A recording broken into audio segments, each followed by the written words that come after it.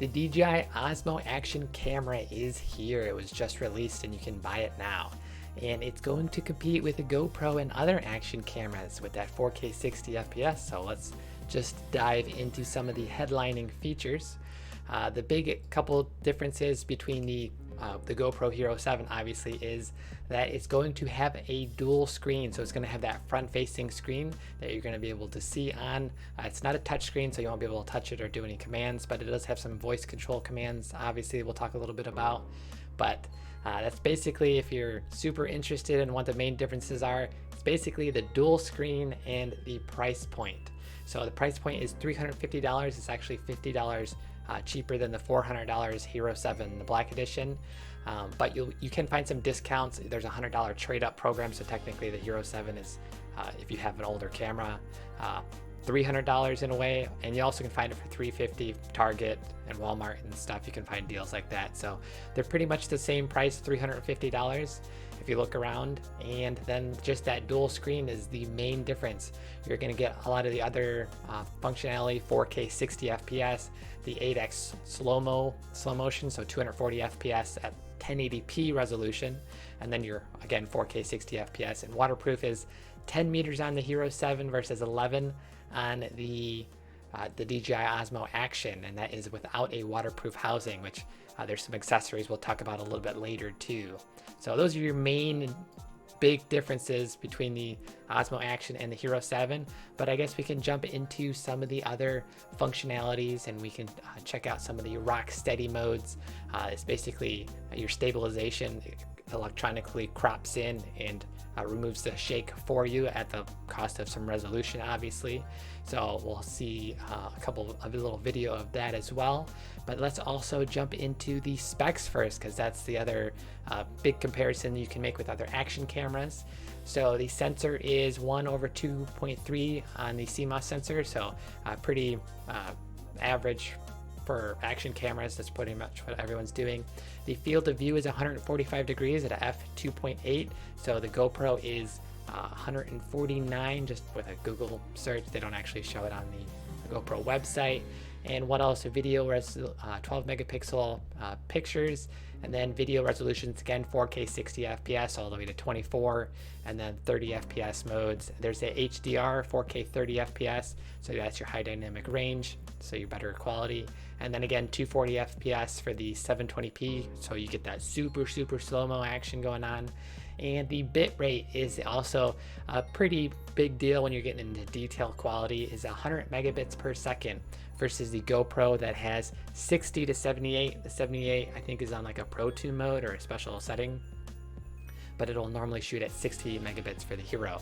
So you're getting a lot more detail in image and video size technically when you're recording. So technically you'll have to check out some comparisons. You'll find other YouTubers doing side-by-side video comparisons, and you can check out with your YouTube upload rendering. So make your best guess with that.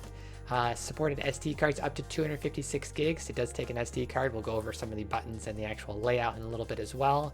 So a 1,300 milliamp hour battery, slightly bigger than the Hero 7. You're going to get a little bit more record time, which they mentioned is 135 minutes at 1080p 30 FPS, and then they don't give a great comparison, 4K 60 FPS of 63 minutes.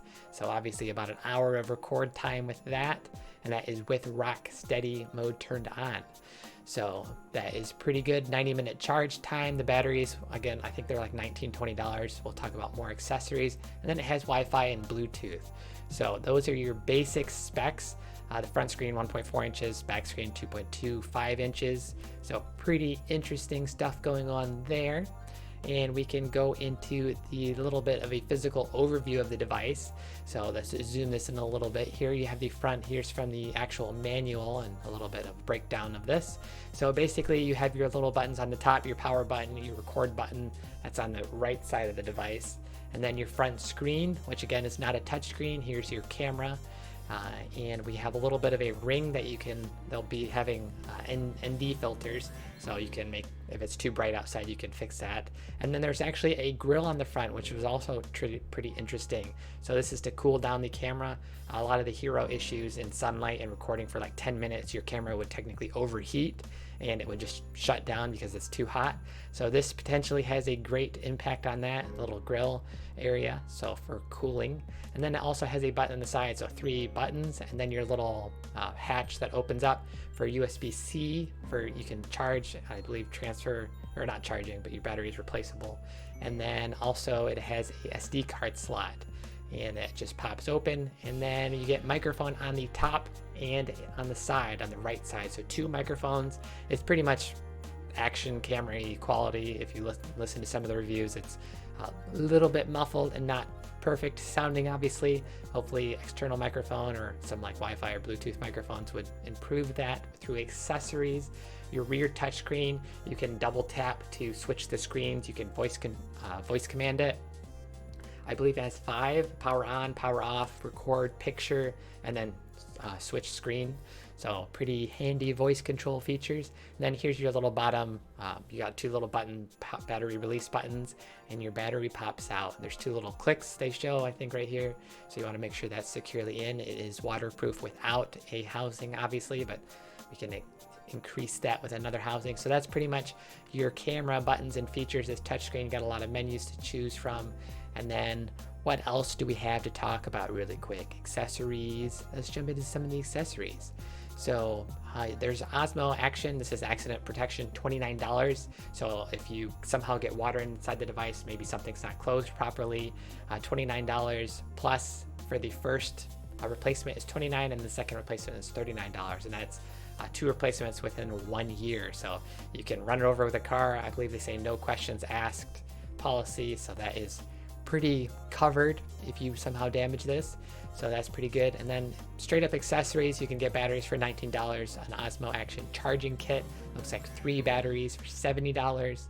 There are some Action adhesive. So this will mount, it looks like, to pretty much a lot of the similar style GoPro Action mounts. So it's got the little knob that you'll screw into the 3-prong thing. So pretty universal mount that everyone's using basically. And then you have your lens filter cap, which hopefully they start putting out ND filters. You'll probably find some third party if DJI doesn't have them out, which it doesn't look like they do yet. So here's your little covers in case something gets lost or something. Here's the camera out frame, so you can mount it to a bunch of different adhesive things. And I believe it's like a twist for this secondary part, so that's pretty quick to release. That's good. And then you'll need to get an SD card. I don't believe the camera comes with an SD card. There's some mounts, some from PGY Tech. That's kind of third party, but on DJI site now, so pretty cool there. And then hopefully a lot more accessories will come, as well as, again, it looks like compatible with a lot of other third party accessories already. So pretty good there. And what are some of the bad things I guess we can go over? iPhone does some pretty good reviews. He's got a 19-minute if you want to check out some side-by-side. He shows off the Rock Steady, which is one of the main features of the Action camera. It's going to shake it really, really well. And we're going to see some video footage here. In the middle is the Osmo Action, and it's pretty rock steady. So he mentions in the video this is actually 22% cropped in versus the GoPro's 10%. So that's obviously how you're seeing a huge difference. You can do this all in post processing, but for people who don't want to edit and they just want to record some of their action stuff in the water, it's a pretty big benefit for them. So I believe it's 22 on the 4K 60, and then he said 18% on the 4K 30, which was pretty interesting. And what else do we have? Some of the bad things we were kind of going into, I guess we forgot to mention. Again, microphones aren't too amazing. They're action camera-y stuff. Not perfect. Definitely want to get some better sound if you're into some more filmy style action, but that is not too great. Some other things that he mentioned in his review, we'll pick a couple of little things out of here. Some of the things where you couldn't address sharpness. You couldn't change the settings for sharpness, contrast, and saturation. Some that's pretty useful. A lot of people like to do that. A little bit more pro settings. And then there was no digital zoom, where the Hero 7 has some digital zooming. So those were the big things that some of the reviewers didn't like, as well as there's Pro desync like mode, so maybe that could help a little bit. It's like a flatter recording mode in a way. You'll get some more options to edit the footage, so that kind of makes up for it in a little bit of a way, but not quite. So that's basically the DJI Osmo Action.